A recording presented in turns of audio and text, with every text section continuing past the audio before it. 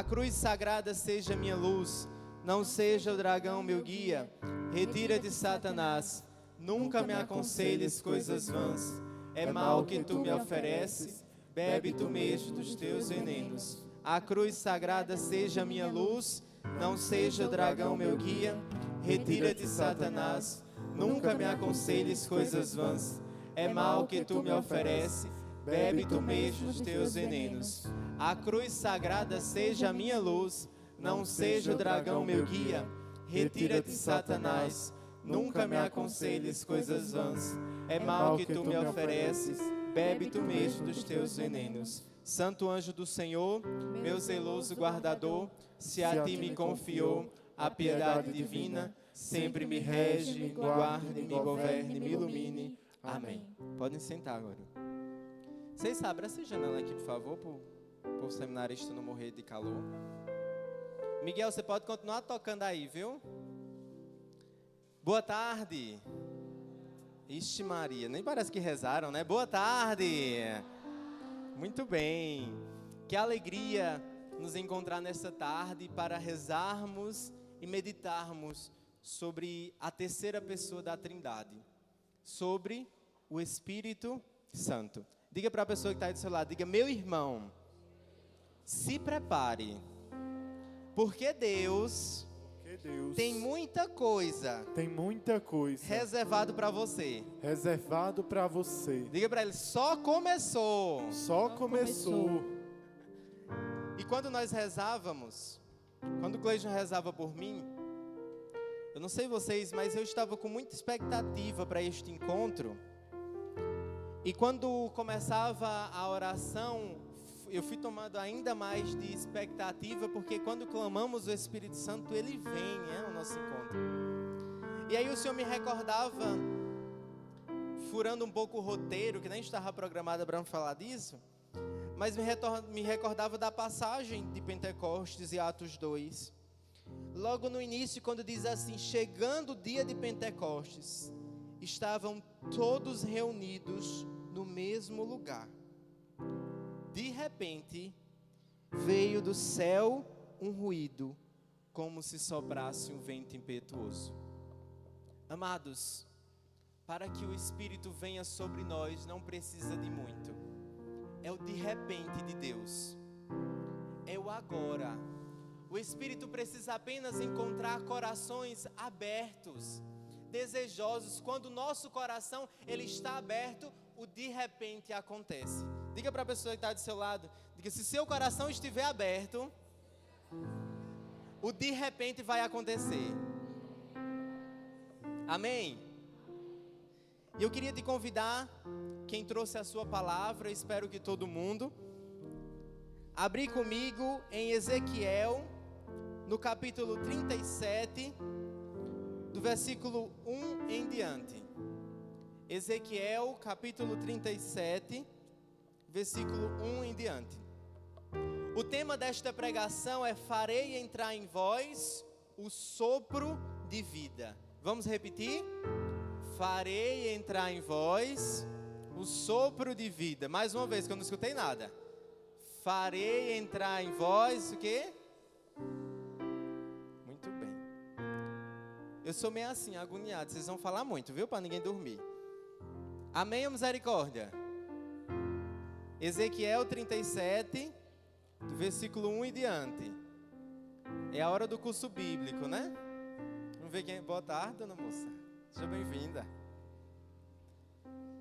Fica depois de Salmos, depois de Isaías e Jeremias e antes dos Evangelhos, claro, né? Na Bíblia, a Ave Maria é 1170. E a palavra diz o seguinte: a mão do Senhor desceu sobre mim, Ele me arrebatou em espírito e me colocou no meio de uma planície, que estava coberta de ossos. Ele fez-me circular em todos os sentidos no meio desses ossos numerosos, que jaziam na superfície. Vi que estavam inteiramente secos. Disse-me o Senhor: filho do homem, poderia esses ossos retornar à vida? Senhor Javé, respondi: só vós o sabeis. Ele disse-me então: profere um oráculo sobre esses ossos, ossos dessecados.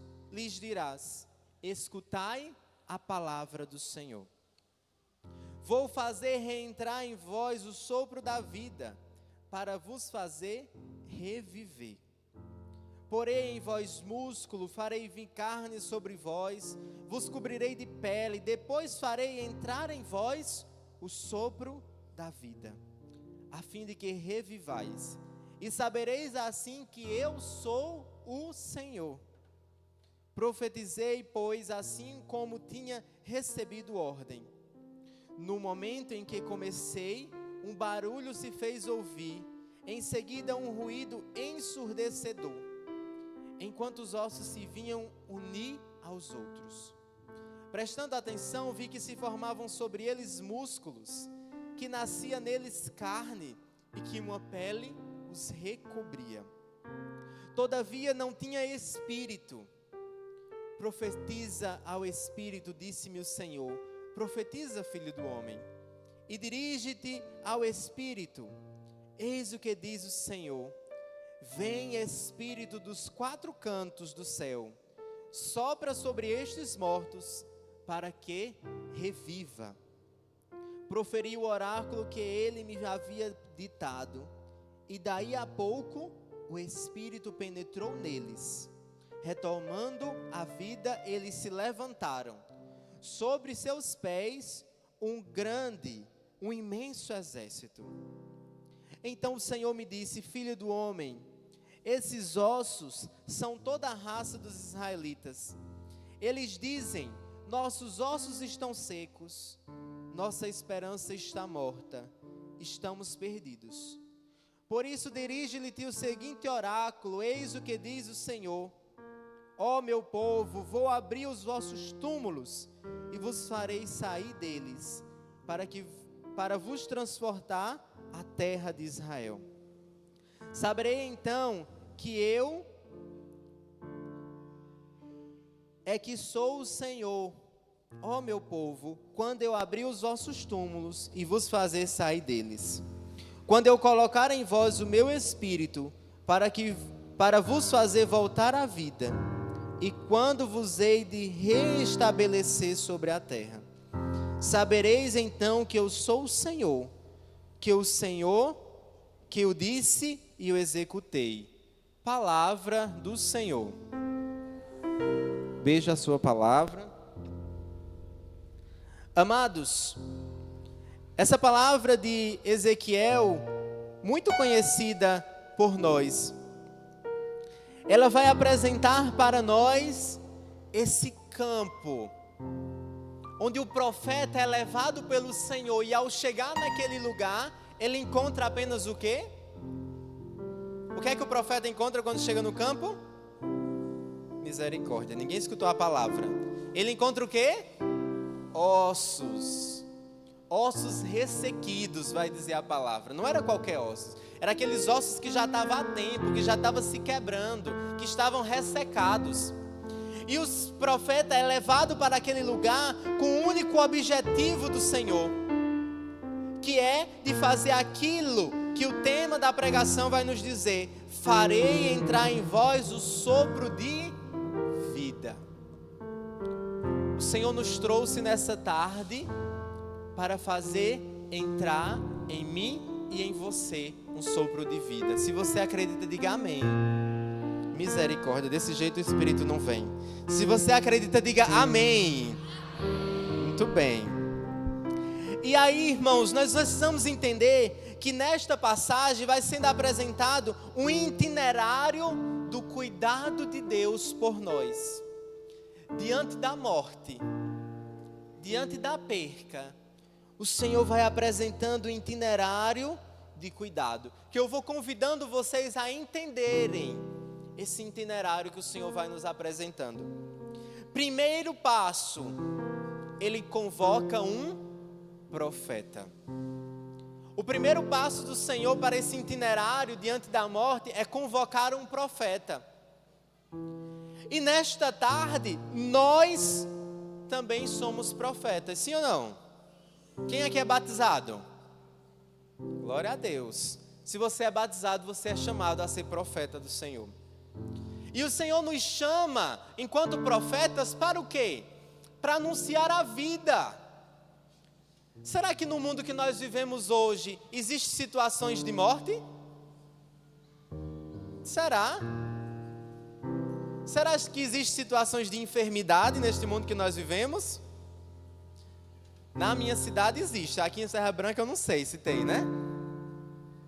Quantas situações de lares que se destroem, de pessoas que tiram a vida, de pessoas que se encontram em leitos, doentes, acamados, prostrados, perdendo a sua vida. Então, diante disso, o Senhor convoca os seus profetas para que continuem hoje a trazer vida.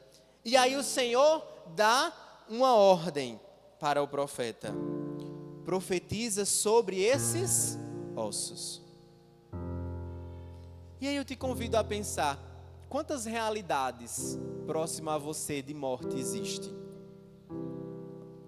Quantas pessoas que você conhece que está com depressão, com crises de ansiedade? Quantas famílias que você conhece que estão prestes a se separar? Quantas casas que vivem em pé de guerra, onde comumente se diz, este lugar é um inferno? Já escutaram isso, sim ou não? Diante dessas situações de morte, o Senhor continua nos chamando e nos dando essa ordem. E o segundo passo do Senhor nesse itinerário de cuidados é juntar os ossos. A partir do momento que o profeta que é convocado, ele lança a palavra sobre a situação, os ossos começam a se juntarem. Eles começam a se juntar. Imagina a cena, né? Eu quando era criança que falava, né, de que quando Jesus voltasse, que os mortos iriam se levantar, eu ficava imaginando, né? O povo se levantando, os ossos se formando para Jesus chegar. Os ossos se juntando nessa palavra, é o segundo passo. O terceiro passo, depois que os ossos estão formados, ele gera o quê? Ele forma músculos. E logo depois do músculo, ele gera a carne. E por fim, ele cobre com a pele. E aí a passagem termina? Sim ou não? Não. Por quê? Porque o corpo está formado, mas aquele corpo tinha vida? Sim ou não? Estava só o corpo, né? Sem vida alguma. Eu não sei vocês, mas eu conheço muitas pessoas que estão vivendo, mas que não têm mais vida. Que estão só esperando a hora de morrer. Que dizem que não tem mais sentido nenhum estar vivo. Pessoas que já não têm mais vontade de fazer nada, porque já estão como se estivessem mortos. Vocês conhecem alguém assim? Pessoas que já dizem assim, esse mundo não tem mais graça, eu não quero fazer mais nada. Aquela pessoa que está só esperando de fato a hora de morrer, porque ela já está morto em vida, né? Esses ossos, eles estavam aqui mesmo ganhando todo esse corpo, eles estavam mortos, porque eles não tinham vida. E aí o último passo do cuidado do Senhor é o sopro de vida. Depois que o profeta proclamou sobre eles, que aqueles ossos encheram de vida, o Senhor disse, profetiza ao Espírito. Diz, vem Espírito dos quatro cantos. A festa de Pentecostes, meus irmãos, na igreja, é para dizer para nós, mesmo que estamos vivos, mesmo que estejamos de pé, mesmo que estejamos na igreja, nós precisamos clamar o Espírito Santo, porque é Ele que nos dá vida, é Ele que nos anima, é Ele que nos põe de pé, é Ele que faz com que todos os dias, ao amanhecer do dia, eu tenha forças para me levantar da minha cama e para me colocar de pé. Todo mundo tem aquele dia que você acorda assim e diz: ô Jesus, hoje eu não queria sair da cama. Sim ou não? Eu tenho um monte, ó. Estão gravando, depois vocês cortam, viu? Tem dia que eu acordo lá no seminário, eu digo: Jesus amado, o que eu estou fazendo aqui, né? Deus amado, eu quero ficar aqui. Porque a gente acorda sem forças. Não é todo dia que a gente está cheio de força, cheio de ânimo. Tem dia que a gente está fraco. Tem dia que a gente está ali prostrado naquele leito. E a gente precisa pedir ao Senhor: envia teu Espírito sobre mim, Senhor. Dai-me vida nesta tarde. Dai-me vida de novo. Amados, e esse itinerário do cuidado do Senhor é também o cuidado do querigma que a igreja apresenta para nós. Deus primeiro, Ele nos ama. Ele cura o nosso coração. Depois Ele denuncia o nosso pecado, para que a gente se arrependa e ganhe vida. Aí Ele nos dá a fé para que a gente acredite e se converta.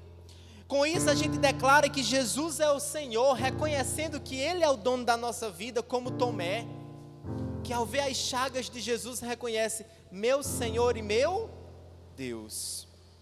E aí, depois de reconhecer isso tudo, que o corpo é refeito, Ele sopra sobre nós o Espírito Santo. Esse é o processo que Deus continua a fazer em nossas vidas, e de modo especial, aqui e agora. Coloca a mão no seu coração assim, repita comigo: Senhor Jesus, nesta tarde, eu desejo o teu Espírito. Eu desejo ser tomado pelo teu Espírito, para que eu ganhe vida, e vida em abundância. Amados, o Senhor, Ele nos retira da morte espiritual e da vida nova, e nos regenera. O Senhor, Ele nos atrai para perto dEle, para gerar essa vida nova, de novo em nós. Porque o Espírito Santo, Ele tem capacidade de fazer novo, de novo, aquilo que um dia foi novo. Parece um trava-língua, né? O Espírito Santo tem capacidade de fazer novo, de novo, repetindo, aquilo que um dia já foi novo. Quem aqui não já fez um encontro com o Senhor que se sente muito tocado? Que já fez uma experiência de sair assim e dizer: hoje estou cheio de Deus. Não é? Quem diz assim: se eu morrer hoje, Jesus, eu vou para o céu, porque eu estou assim, transbordando, estoporando aqui de Deus. E aí depois a gente vai lá, e a gente cai, e a gente peca, e a gente esfria, e a gente vai parando de rezar, e a gente vai voltando para a vida de frieza. E aí o Espírito Santo, Ele vem de novo, e Ele faz o quê? Novo, de novo. Ele renova em nós mais uma vez, Ele regenera em nós. E eu ia falar só lá na frente, mas eu já vou dizer aqui, porque aqui já cabe. Quando eu e Cleiton se reunimos para rezar por esse momento, o Senhor nos dava uma visualização. Ele dava uma visualização de pedras de gelo. E Ele dizia que essas pedras de gelo eram os corações de muitos de nós, que estava na frieza espiritual. Mas que nesta tarde, o Senhor queria quebrar a pedra de gelo do nosso coração e fazer com que ele queime de novo, com que o nosso coração seja abrasado pelo Espírito Santo. Você quer isso, sim ou não? Então levanta a sua mão assim e diga: Senhor Jesus, quebra a pedra de gelo do meu coração e vem queimar em mim de novo. Estão vendo que eu boto vocês muito para falar muito, né? Que é para ninguém dormir. Agora eu queria que você pegasse a sua palavra de novo e abrisse comigo lá em Gênesis, no capítulo 2, do versículo 4 em diante. E nós vamos fazer um passeio na Bíblia para a gente entender esse sopro do Espírito. A gente precisa entender que esse sopro do Espírito, ele não é uma invenção nossa. Ele não é uma invenção da Ignis. Ele não é uma invenção da renovação carismática. ele não é uma invenção apenas de Pentecostes, mas que o sopro do Espírito é uma realidade da igreja. O Senhor continua soprando sobre nós. Acharam? Não é possível, é o primeiro livro da Bíblia, né? Gênesis 2, a partir do versículo 4, que nos diz: tal é a história da criação do céu e da terra. No tempo em que o Senhor Deus fez o céu e a terra, não existia ainda sobre a terra nenhum arbusto nos campos, e nenhuma erva havia ainda brotado nos campos, porque o Senhor Deus não tinha feito chover sobre a terra, nem havia homem que a cultivasse, mas subia da terra um vapor que regava toda a superfície. O Senhor Deus formou, pois, o homem do barro da terra, e inspirou-lhes nas narinas o sopro da vida, e o homem se tornou um ser vivente. Palavra do Senhor. Olha que forte, no relato da criação vai dizer que o Senhor, ao criar todas as coisas, ele faz o homem. Formou o homem de quê? Do barro da terra. E ao formar o homem, ao modelar o homem do barro da terra, da matéria a qual nós temos, ele faz o quê? Ele inspira nas narinas. Inspira o que a palavra vai dizer? Um sopro de vida. Lá em Ezequiel nós vimos que sobre aqueles ossos, o Senhor pediu ao profeta que proclamasse que o Espírito viesse sobre eles. Aqui no Gênesis é o próprio Senhor que, ao criar o homem do barro, ao criar o homem da terra, ao criar o homem da matéria, ele vai soprar sobre as narinas daquele homem e ele vai ganhar vida. O sopro do Senhor é um sopro vital, é um sopro criador. Sem um sopro, nós somos apenas pó. Na quarta-feira de cinzas, nós dizemos que viemos ao pó e ao pó hei de voltar. Diga assim, bata no seu peito e diga: eu sou apenas pó. Sem o sopro do Senhor, eu não sou nada. Por isso, meus irmãos, nessa tarde, meditando sobre isso, nós vamos entender que Ele nos sustenta e que precisamos a todo momento do sopro do Senhor. A todo momento está difícil, a cruz está pesando, estamos passando por dificuldades. Vem, Espírito Santo, sopra sobre nós. Vem, Espírito Santo, sopra nesta casa. Vem, Espírito Santo, aqui nessa realidade. A gente está sofrendo, lá no trabalho tem aquela peça boa, né? Lá na escola tem aquela pessoa abençoada, aquele professor de Jesus, né? A gente vai lá e diz: vem, Espírito Santo, sobre esta alma. Vem, Espírito Santo, sobre esta realidade. Vem, Espírito Santo, sobre essa minha casa. Porque é o sopro do Senhor que nos sustenta. E eu te convido agora, pula lá para o Evangelho de São João. Estão vendo que eu estou só testando vocês, né? Para ver quem lê a Bíblia. Evangelho de São João, capítulo 20, versículo 21. O Evangelho de São João, o quarto evangelho, né? Antes de Atos dos Apóstolos. Evangelho de São João, capítulo 20, versículo 21. Amém ou misericórdia? João 20, 21. E diz: disse-lhe outra vez: a paz esteja convosco. Como o Pai me enviou, assim também eu vos envio a vós. Depois dessas palavras, soprou sobre eles, dizendo: recebei o Espírito. Vamos repetir? Recebei o Espírito. Aqueles a quem perdoardes os pecados, lhes serão perdoados. Aquele a quem retiverdes, lhes serão retidos. Palavra da salvação. Amados, nesse trecho do Evangelho de São João, nós encontramos o Senhor que já estava ressuscitado. O Senhor já tinha ressuscitado e o Senhor aparece aos discípulos e ele sauda: a paz esteja convosco. E aí depois de saudar, ele sopra sobre eles. E o Senhor poderia ter feito isso antes, né? Enquanto ele estava com os apóstolos. Mas o Senhor só faz o sopro depois da ressurreição. Por quê? Porque a promessa do Senhor é que eles não ficariam sozinhos. O Senhor diz: eu vou para o Pai. Nós celebramos semana passada, né? Mas eu não vos deixarei órfãos. Enviarei o quê? O Espírito Santo. E aí por isso que o Senhor aparece para eles. Só que antes de soprar sobre eles, Ele cria, Ele cuida e Ele restaura. Os apóstolos, quando o Senhor ressuscitou, eles eram os mesmos de quando Jesus os chamou? Os apóstolos eram os mesmos? Eles já tinham sido mudados pelo Senhor. Eles já tinham sido transformados pelo Senhor. E aí eu lhe pergunto, quando você começou hoje, você é igual quando você começou na igreja? Você é a mesma pessoa?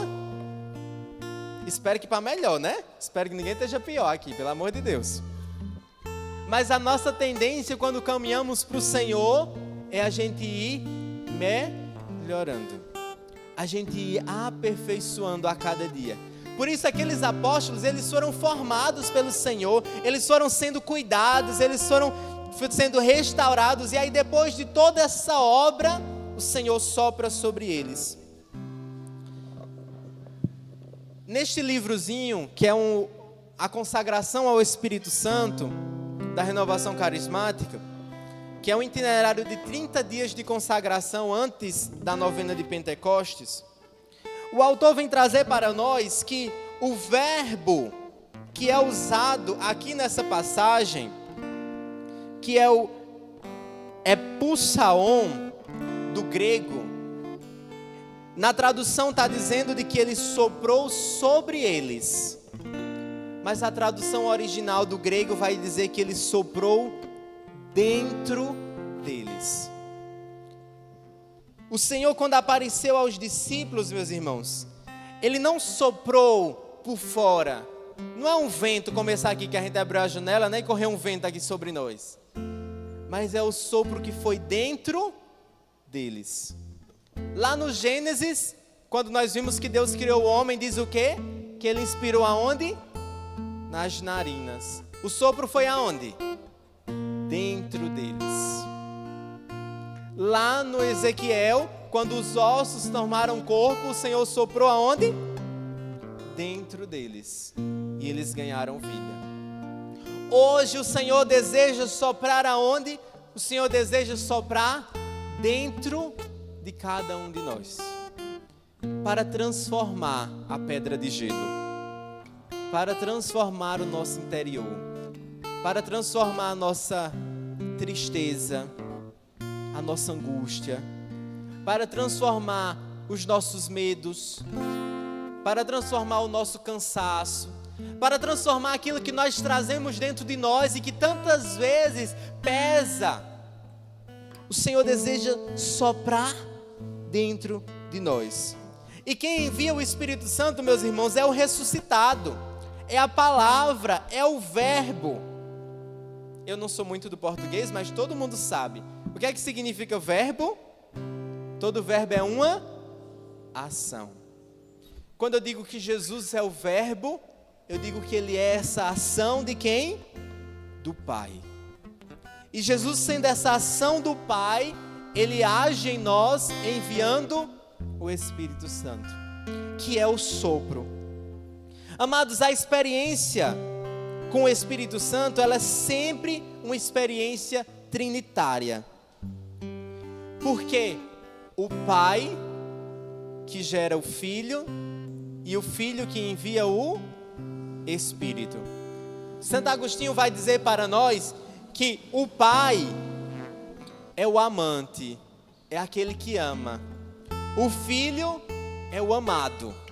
E o Espírito Santo é o quê? É o amor. que gera essa relação da Trindade. O Pai ama, o Filho é amado e o Espírito é o vínculo entre os dois com o amor. E é isso para dizer por quê? Porque é por essa revelação plena, ao vir ao nosso encontro, que nos plenifica. Lá em Romanos vai dizer para nós: o amor de Deus foi derramado em nossos corações pelo Espírito Santo que nos foi dado. Aí talvez você pode dizer assim: ah, mas quando eu fiz o meu crisma, eu não já recebi o Espírito Santo? Sim ou não? Já receberam, sim ou não? Mas a experiência do batismo no Espírito Santo, a experiência íntima com o Espírito Santo, é essa experiência que faz ferver dentro de nós o Espírito que nós recebemos um dia. É como quando você tem um copo de água que você coloca açúcar. Se você não mexe, a açúcar fica toda onde? Não é? Fica lá a bolinha de açúcar. A água fica adoçada? Eu preciso fazer o quê? Mexer. Quando nós recebemos o sacramento, o Espírito está dentro de nós. Mas se eu não clamo, se eu não desejo, se eu não faço a experiência, ele não mexe dentro de nós. Por isso que é preciso mexer o Espírito dentro de nós, para que ele venha ferver dentro do nosso coração. E quem nos convence de tudo isso, meus irmãos, é o próprio Espírito Santo. A beata Helena Guerra, que foi falada neste instante, nos diz que nada pode faltar a uma alma que diz ao Espírito Santo: vem. Quando nós pedimos ao Espírito Santo: vem, nada falta à nossa alma. A gente não precisa muito, a gente não precisa de nada demais. A gente precisa apenas pedir que o Espírito Santo venha. Por isso, a experiência com o Espírito Santo, vai dizer os estudiosos, que é como uma dinamite que explode dentro de nós. Que explode dentro de nós e que vai fazendo com que a gente seja contagiado de Deus. A gente seja cheio. Com certeza, vou usar um exemplo aqui. Quando os jovens estão apaixonados, né? Parece que não se cabe dentro do peito, né? Meu Deus do céu, parece que vão morrer, né? Quando vê a pessoa amada. Que o coração parece que vai sair fora da caixa. A experiência com o Espírito Santo é essa experiência de não caber dentro de si. Essa experiência muito maior, muito fecunda, que não é um sentimentalismo, mas que nos leva a uma transformação interior. Eu sei que eu já estou falando demais, daqui a pouco vocês vão dormir, né? Eu queria pedir que vocês abrissem uma última passagem comigo, lá no Apocalipse. Tem gente que tem medo de ler o Apocalipse, né? Isso que é o livro dos fins dos tempos. Mas não é não, em nome de Jesus, abra comigo. O último livro da Bíblia, Apocalipse capítulo 22, versículo 17. Com o coração, meus irmãos, já desejosos dessa graça do Espírito Santo, nós vamos concluir com essa passagem. Com essa passagem do Apocalipse. Apocalipse 22, versículo 17. O último livro da Bíblia, lá no finalzinho. Amém ou misericórdia? É a última página da Bíblia. Apocalipse 22, versículo 17. Que nos diz o seguinte: o Espírito e a esposa dizem o quê? Possa aquele que ouve dizer também: vem. Aquele que tem sede, venha. E o homem de boa vontade, receba gratuitamente da água da vida. Palavra do Senhor. Eu quis tomar essa palavra do Apocalipse para dizer para vocês, meus irmãos, que do Gênesis ao Apocalipse, da criação até a consumação dos tempos, o Senhor continua insistindo para nós aclamarmos o Espírito Santo, que Ele venha sobre nós. Vai dizer o Espírito e a esposa. Quem é a esposa? É a igreja. Somos todos nós que formamos uma única esposa do Senhor. E juntos nós clamamos: vem. Nós queremos, Senhor, nesta tarde, até o fim das nossas vidas, continuar a clamar: vem. Que esse Espírito Santo venha, meus irmãos, até a consumação dos tempos, junto com a igreja. Nós queremos dizer: vem. E por isso, eu quero lhe convidar a rezarmos nessa tarde, clamando essa graça do Espírito Santo.